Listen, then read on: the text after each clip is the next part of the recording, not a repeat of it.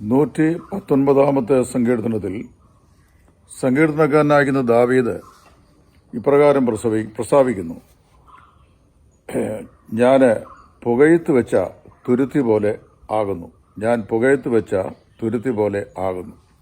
119 സങ്കീർത്തനം നാം മനസ്സിലാക്കുന്നത് പോലെ ദൈവത്തിൻ്റെ കൽപ്പനകളെ, വചനങ്ങളെ, ചട്ടങ്ങളെ, പ്രമാണങ്ങളെ, അതിൻ്റെ വിവിധങ്ങളായ അർത്ഥങ്ങളിൽ ദാവീദ് ചിട്ടപ്പെടുത്തി ചമച്ചിട്ടുള്ള സുദീർഘമായ ഒരു സങ്കീർത്തനമാണ്.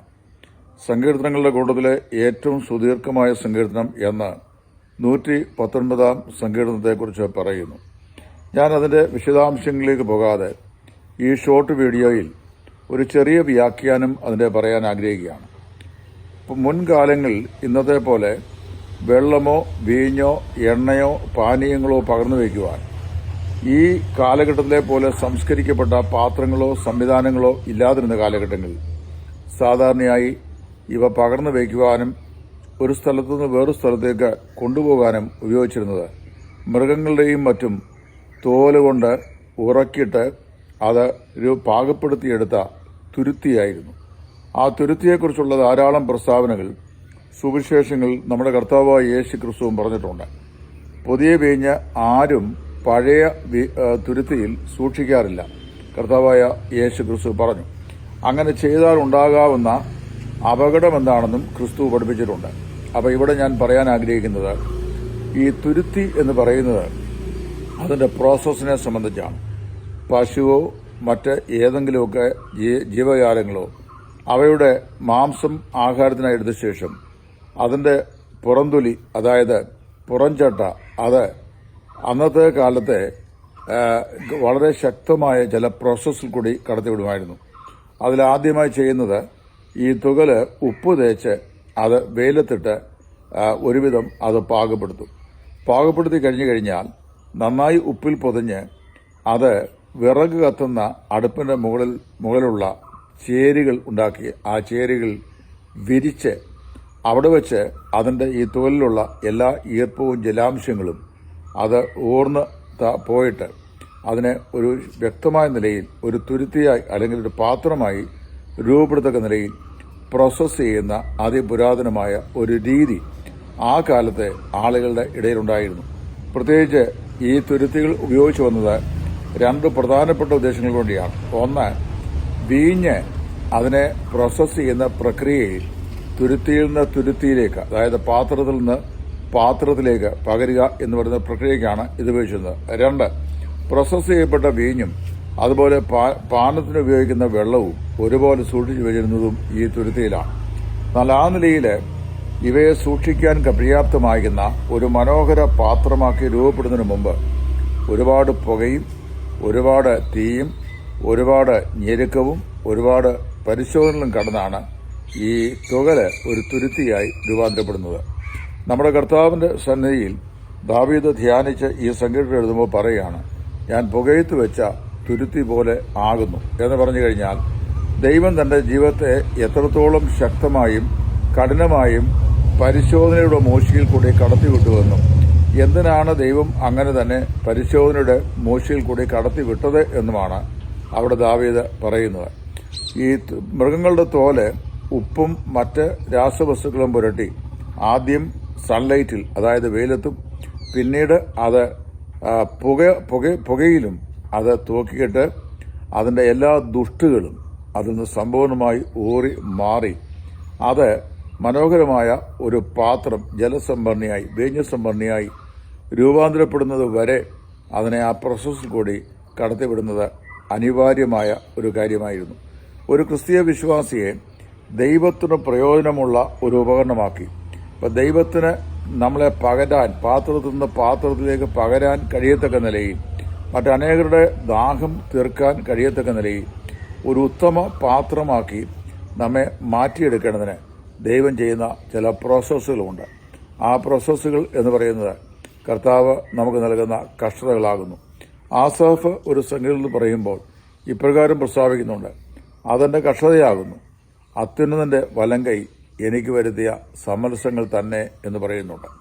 പലപ്പോഴും നമ്മുടെ ക്രിസ്തീയ ജീവിതത്തിൽ അപ്രതീക്ഷിതമായ പരിശോധനകളും കഷ്ടതകളും നിരാശകളും സങ്കടങ്ങളും നമ്മുടെ ജീവിതത്തിൽ ഉണ്ടാകുമ്പോൾ നാം സംശയത്തോട് ദൈവത്തെ കാണുകയും വിശ്വാസത്തെ ചോദ്യം ചെയ്യുകയും ഞാൻ വാസ്തവത്തിൽ ഒരു വിശ്വാസിയായിരിക്കുന്നതിൽ എന്തെങ്കിലും അർത്ഥമുണ്ടോ എന്ന് നാം നമ്മോട് തന്നെ ചോദിക്കുകയും ചെയ്യും. ദാവീദ് തന്നെ ഒരിക്കൽ ഇപ്രകാരം പറഞ്ഞു, പ്രാവിനെ പോലെ എനിക്ക് ചിറകുണ്ടായിരുന്നെങ്കിൽ ഞാൻ എൻ്റെ പർവ്വതങ്ങളിലേക്ക് പറന്നുപോയി വിശ്രമിക്കുമായിരുന്നു. അത്ര കഠിനമായിരുന്നു തൻ്റെ വിശ്വാസത്തിൻ്റെ പരിശോധന എന്ന് പറയുന്നത്.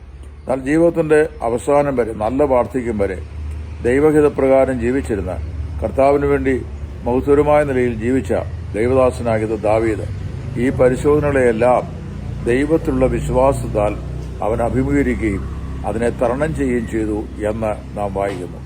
വാസ്തവത്തിൽ ഒരു ക്രിസ്തീയ വിശ്വാസിയുടെ ജീവിതത്തിന്റെ കഷ്ടതയും പരിശോധനയും സംബന്ധിച്ച് ഒരു ദൈവഭക്തന് ഇപ്രകാരമാണ് പറഞ്ഞിട്ടുള്ളത്: നിത്യതയിൽ ക്രിസ്തുഭക്തന്മാർക്ക് ലഭ്യമാകാൻ പോകുന്ന നിത്യതേജസ്സിന്റെ കേവലം അസംസ്കൃത വസ്തുക്കളാണ് ഈ ലോകത്തിലെ കഷ്ടങ്ങളെന്ന്. അതൊരു പക്ഷങ്ങൾ മാനസിക സംഘർഷങ്ങളാകാം, ശാരീരിക ക്ലേശങ്ങളാകാം, സാമ്പത്തിക തിരോധനങ്ങളാകാം, സ്വജനത്തിൽ നിന്നുള്ള ഒറ്റപ്പെടലുകളും എതിർപ്പുകളുമാകാം, മറ്റുള്ള ആളുകളുടെ വിമർശന ശരങ്ങളാവാം, എന്തുമാകാം. എന്നാൽ ഇതിന്റെ എല്ലാം ആത്യന്തികമായ ലക്ഷ്യം എന്ന് പറയുന്നത് രണ്ട് പ്രധാനപ്പെട്ട കാര്യങ്ങളാണ്. ഒന്ന്, നമ്മുടെ അനുദിന ജീവിത ശുദ്ധീകരണം. രണ്ട്, നമ്മുടെ തേജസ്കരണത്തിന്റെ പ്രോസസ്സ്. അവൻ മുന്നറിഞ്ഞവരെ തന്റെ പുത്രൻ മുഖാന്തരം അനേകം സഹോദരന്മാരിൽ ആദ്യജാതരാകുന്നതിന് അവന്റെ സ്വരൂപത്തോട് അനുരൂപരാകുവാൻ മുൻ നിയമിച്ചവരെ വിളിച്ചും, വിളിച്ചവരെ നീതീകരിച്ചും, നീതീകരിച്ചവരെ തേജസ്കരിച്ചും ഇരിക്കുന്നു എന്നാണ് അപ്പോസ്തലനായ പൗലോസ് റോമാലേഖനം 8-ാം അധ്യായത്തിൽ പറയുന്നത്. വാസ്തവത്തിൽ നിത്യതയിൽ നമുക്ക് നൽകപ്പെടുവാൻ പോകുന്ന നിത്യമായ തേജസ്സിന്റെ ഒരു പുരോഗമനപരമായിരിക്കുന്ന പ്രോസസ്സാണ് ഈ ഭൂമിയിൽ നാം അനുഭവിക്കുവാൻ ദൈവം അനുവദിക്കുന്ന കഷ്ടത എന്ന് പറയുന്നു.